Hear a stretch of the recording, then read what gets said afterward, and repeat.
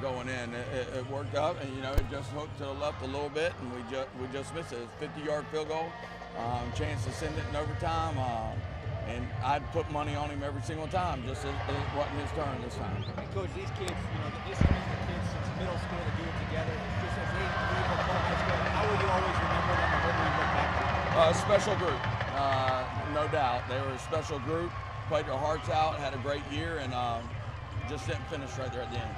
Well, we had it last. We just had 42 seconds or whatever we had. So, we just didn't. We had a chance to tie it, and it just wasn't meant to be.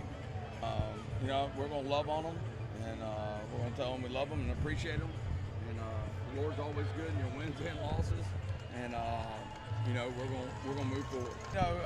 Well, it is the way you want to send them out in the state championship game. You just want to send them out with a win. Would have been a little bit more special, but those guys meant a lot to our program, and they'll be dearly missed. Coach, you've done a tremendous job building the program over the past several years. Despite the loss, what does this mean as far as the legacy of the guys that are still coming back next year? Well, you just get back to work. When January comes, we'll start again and start fresh with some of these guys. It'll be now the senior group, and they'll have to come through, and we'll see how good they are next year.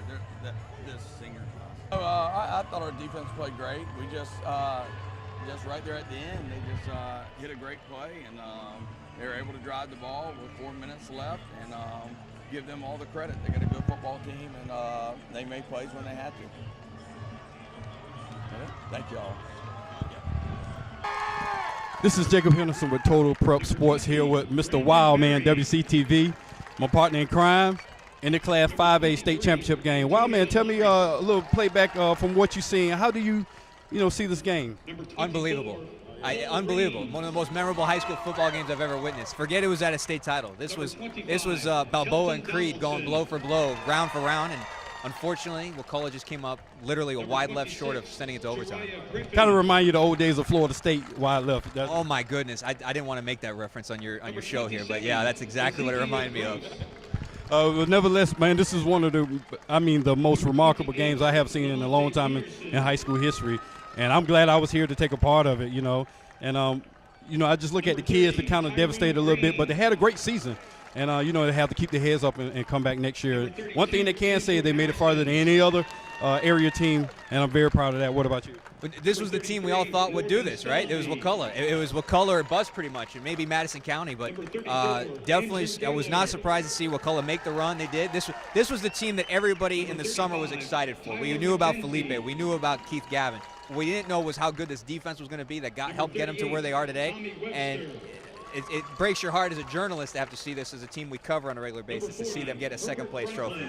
Yeah, and one thing I seen where Bishop Moore kind of had the momentum, and man, the great play by the defense where they stripped it, took it in for a 40-yard touchdown. That was unbelievable, man. Well, what I couldn't believe was Bishop Moore was doing the same thing for 4 quarters. And for whatever reason, Wakulla just couldn't figure it out. They got some good turnovers, but that last drive with under 4 minutes to go, Bishop Moore just marched right down the field for a touchdown, and just Wakulla didn't have an answer. And that was one of the things I was saying too while I was, watching. They couldn't stop them from getting the edge. And, that's the biggest thing is you can't stop them from getting the edge. They're going to run it all night long, and that's pretty much what they did. Yeah, and, the other thing, too, was early in the game, Keith Gavin was unstoppable. They couldn't do anything to stop him. But then they completely took him out of the game in the second half until that final drive and unfortunately hit his shoulder. But Keith Gavin, where was he in the second half? Because Bishop Moore figured out how to get him out of there. And I did kind of notice in the first half it was more deep in the end zone, fades, post routes. Second half, we didn't see too much of that. No, and that's the thing I think a lot of people are going to question is that in the first half, Felipe Franks was 4 of 6. He only threw 6 passes. 2 of those were TD passes. Why didn't they keep doing it? And I know they kind of did the more dink the dunk short game, but I don't think that was very effective in the second half to see the outcome of it.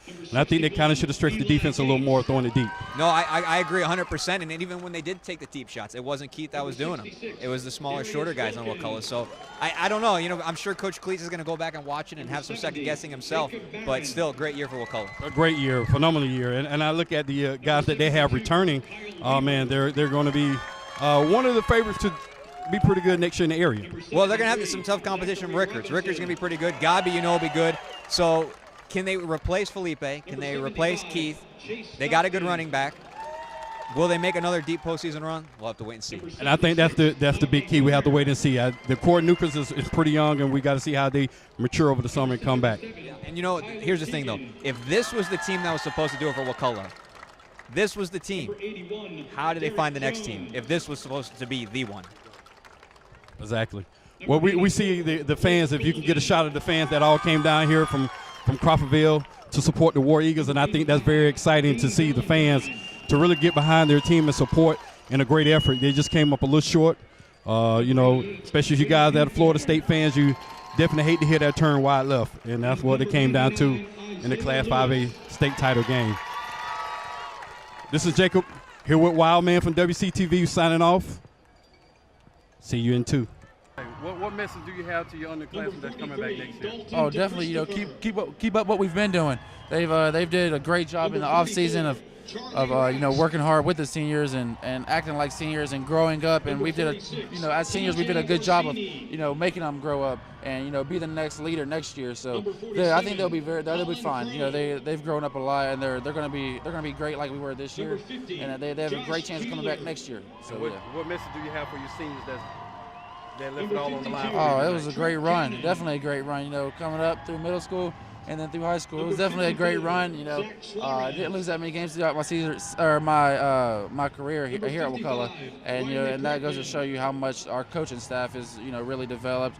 And here at Wakulla, and then the players, how good they do with the players. So it definitely goes to show you how good of a program we have.